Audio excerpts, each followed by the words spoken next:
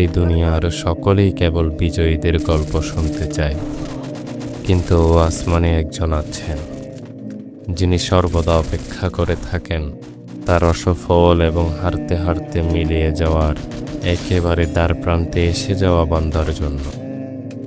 যে বান্দাটার ঝুলিতে দুনিয়ার কোনো অর্জন নেই, নেই তাক লাগানোর মতো সিজিপিএ কিংবা কেরিয়ার, নেই মোটা অঙ্কের স্যালারি কিংবা স্ট্যাটাস। তিনি অপেক্ষা করেন তাদের গল্পগুলো শুনবার জন্য।